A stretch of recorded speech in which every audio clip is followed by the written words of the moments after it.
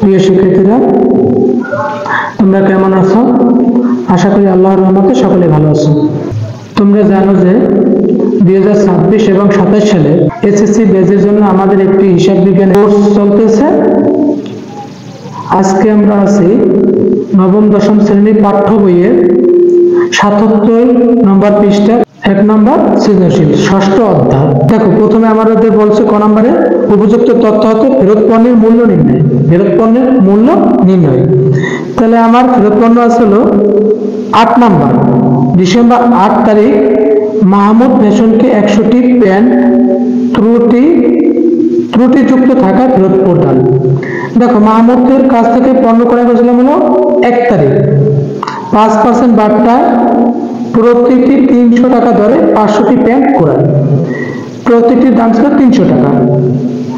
তো যখন আমি ক্রয় করছি 300 টাকা করে ছিল এক একটার মূল্য। এখন ফেরত দেওয়ার সময় কিন্তু আমি ওই 300 টাকাই তাহলে লিখতে পারি 8 তারিখ মাহমুদ ফ্যাশনকে পণ্য ফেরত 300 গুণ 100। লেখো 8 ডিসেম্বর মাহমুদ ফ্যাশনকে পণ্য ফেরত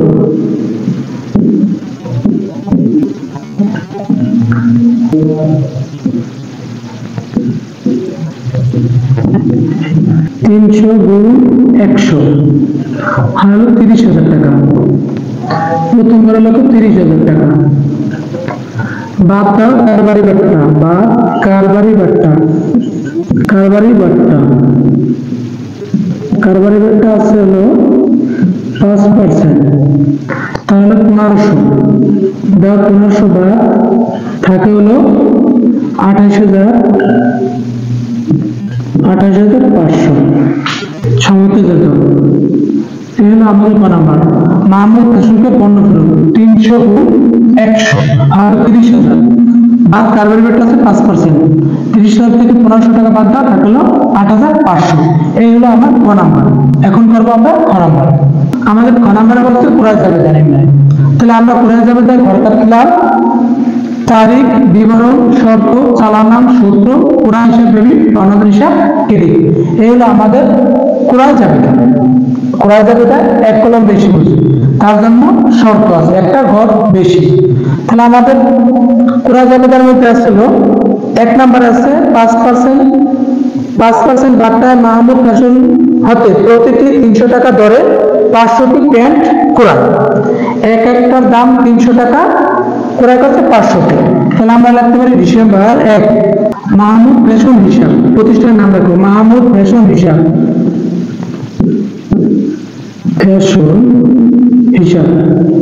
মাহমুদ ফ্যাশন হিসাব প্রতিটি আসলো 300 টাকা দরে 500 গুণ 300 গুণ 500 হলো 1,50,000। 1,50,000 উপরে আছে কারবারি বাট্টা আছে হলো 5%। 1,50,000 উপরে 5% দাও 7,500, 7,500 বাদ দাও, 1,50,000 থেকে 7,500 বাদ দাও থাকে 1,42,500। 1,42,000 এর সাথে আমার আছে বহন খরচ 1,000 টাকা, এই 1,000 টাকা যোগ হইবে, তাহলে 1,43,500। লেখো 1,43,500 টাকা। চালান নাম আছে হলো 78। শর্ত আছে 2/5, 2/5 10 হলো 15 শর্ত। 2 দিনের মধ্যে যদি আমি টাকা 5 দিনের মধ্যে যদি টাকা দেয় 2% ভাগটা আরো বেশি দেবে, 5% তো দেবে, এর সাথে আরো 2% বেশি দেবে, আর এর মানে 30 দিনের মধ্যে অবশ্যই টাকা পরিশোধ করতে হবে। আরেকটা আছে হলো 15 ডিসেম্বর 15 আসলে ইসলাম স্টোর হিসাব প্রতি জোড়া 400 টাকা দরে 200টি শার্ট, প্রতি জোড়া 400 টাকা দরে 200টি, 200টিতে হয় হলো আমার 100 জোড়া, তাহলে 100 গুণ হবে 400। আমার প্রতি জোড়া কিন্তু আছে 400 টাকা, আর আমি শার্ট কিনছি হলো 200টি, তাই 200টিতে হলো 100 জোড়া, তাই প্রতি জোড়ার দাম দেওয়া আছে, এজন্য 400 গুণ 100 হলো 40,000। কারবারি বাট্টা আছে 10%, 10% যদি দাও 40,000 উপরে যাই বলে 4,000, 4,000 বাদ দাও 40,000 থেকে, থাকে হলো 36,000, 36,000 টাকা। এটা কোনো খরচ নাই, তাহলে লেখো 36,000 টাকা, 36,000 টাকা। এটা কোনো চালানো নাই, শর্ত আছে 2/7, 2/7, এন হলো আছে 30, এন হলো 30, এই হলো। এখন এইটার এটা যোগ করো, এই জায়গা আছে 1,43,500 আর হলো 36,000, 1,79,500 টাকা, 1,79,500 টাকা। এই হলো সহজের জন্য, এই হলো আমাদের ক্রয় যাবে না। তোমরা জানো যে আমরা আধুনিক নিয়মে সকল অঙ্ক করি, আমরা কিন্তু ব্রিটিশ নিয়মে কোনো অঙ্ক করি না। এখন মানুষ সারা পৃথিবী আমেরিকাকে ফলো করে, আমেরিকাকে ফলো করে এবং আধুনিক নিয়মের যত অঙ্ক সব আমেরিকা নিয়ম ফলো করে। তার জন্য আমরা আমাদের যত অঙ্কগুলো আছে সব আমরা আমেরিকা নিয়মে করার চেষ্টা করি। এই হলো আমাদের ক্রয় যাবে না। এখন আমরা করব গ নাম্বার। গ নাম্বারে বলছিল আমাদের ক্রয় যাবে না সংশ্লিষ্ট লেনদেন ব্যতীত অবশিষ্ট লেনদেনের সাধারণ যাবে না, সাধারণ যাবে না। এই হলো আমাদের সাধারণ যাবে না ঘর। তারিখ, বিবরণ, ক্ষতির পৃষ্ঠা, ডেবিট টাকা, ক্রেডিট টাকা, এটা হলো আমাদের সাধারণ জাবেদা ঘর। তোমরা জানো যে আমরা কিন্তু আধুনিক নিয়মে অঙ্ক করি, সম্পূর্ণ আমেরিকার নিয়মে। আমরা ব্রিটিশ এখন আর ফলো করি না। আমরা যদি এখনো ব্রিটিশকে ফলো করি অথবা ব্রিটেনকে ফলো করি, তাহলে ওই বাষ্প শতকে চলতে হইবে। বাষ্প শতক কোনটা? ওই যে রেলগাড়ি, কয়লা জ্বালিয়ে রেলগাড়ি চালানো, ওই গাড়িতে চলতে হবে। তাহলে আমরা চেষ্টা করতেছি সম্পূর্ণ আধুনিক নিয়মে অঙ্ক করার। দেখো আমাদের গ নাম্বারে বলছে 3 নম্বরে নগদে প্যান্ট বিক্রয়। আমি কি বলছিলাম, দুইটা কথা মনে রাখবো জাবেদা করার সময়।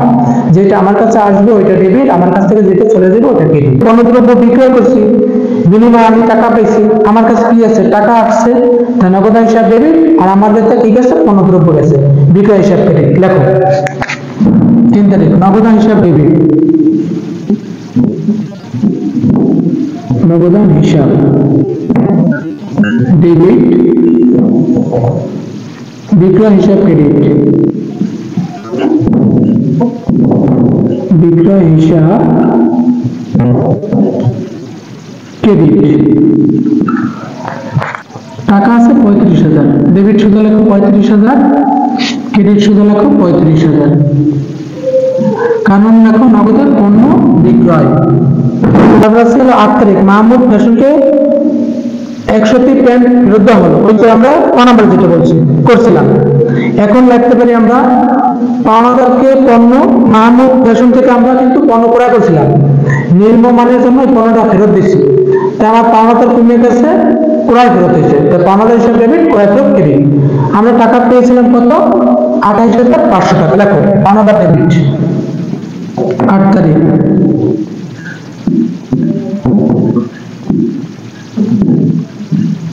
পাওনাদার হিসাব ডেবিট, ক্রয় ফেরত ক্রেডিট।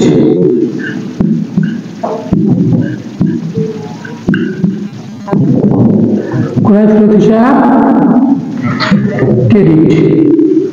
টাকা ছিল 28,500, লেখো 28,500, ডেবিটে লেখো 28,500, ক্রেডিটে লেখো 28,500। কারণ লেখো পণ্য ফেরত দেওয়া হলো।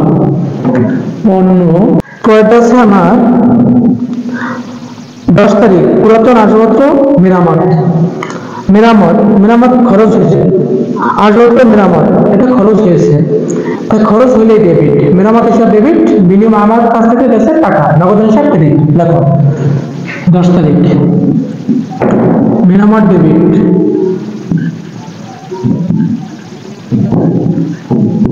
মেরামত খরচ ডেবিট, মেরামত খরচ হিসাব ডেবিট, নগদ হিসাব ক্রেডিট, নগদান হিসাব ক্রেডিট। কারণ লিখতে পারি মেরামত খরচ পরিশোধ করা হলো, মেরামত খরচ পরিশোধ করা হলো। টাকা আছে 500 টাকা, লেখো ডেবিট সোজা 500, ক্রেডিট সোজা লেখো 500। পরেরটা আছে হলো 20 তারিখ মাহমুদ ফ্যাশনকে পরিশোধ করা হলো। মাহমুদ ছিল আমার পাওনাদার। মাহমুদ যেহেতু পাওনাদার ছিল, মাহমুদ আমার কাছে আসছে, আইসা বলে যে স্যার আমার টাকাটা তো দিলেন না। তা কে আসছে আমার কাছে? মাহমুদ। মাহমুদ ছিল পাওনাদার, মানে পাওনাদার আসছে, পাওনাদার হিসাব, পাওনাদার যে আসছে এটা ডেবিট, পাওনাদার হিসাব ডেবিট, যে আসছে সে ডেবিট, পাওনাদার ডেবিট, আর আমার কি গেছে? নগদ টাকা গেছে, নগদ হিসাব ক্রেডিট। লেখো পাওনাদার হিসাব ডেবিট, ডেবিট, নগদান হিসাব ক্রেডিট, নগদান হিসাব ক্রেডিট। কারণ লিখতে পারি পাওনাদারকে পরিশোধ, পাওনাদারকে পরিশোধ করা হলো। 40,000 টাকা, ডেবিট সোজা লেখো 40,000, ক্রেডিট সোজা লেখো 40,000। দেখো প্রথম আছে 3 তারিখ নগদে পণ্য বিক্রয়, যাবে লিখতে পারি নগদান হিসাব ডেবিট, বিক্রয় হিসাব ক্রেডিট, 35,000 টাকা 35,000 টাকা। 8 তারিখ আছে ত্রুটি থাকার কারণে পণ্য ফেরত দিচ্ছে, পাওনাদার হিসাব ডেবিট, ক্রয় ফেরত ক্রেডিট, 28,500 28,500। 10 তারিখ আছে আসবাবপত্র মেরামত, লিখতে পারি মেরামত হিসাব ডেবিট আর নগদান হিসাব ক্রেডিট, 500 টাকা 500 টাকা। 20 তারিখ আছে পাওনাদারকে পরিশোধ, পাওনাদার হিসাব ডেবিট, নগদান হিসাব ক্রেডিট, আছে 40,000 টাকা 40,000 টাকা। এইগুলো যোগ করে এটা নামাই দেবা, এইগুলো যোগ করে এই জায়গায় নামাই দেবা। সাধারণ জাবেদা যোগ করলেও সমস্যা নাই, না করলেও সমস্যা নেই। এই হলো আমাদের 1 নং সৃজনশীল।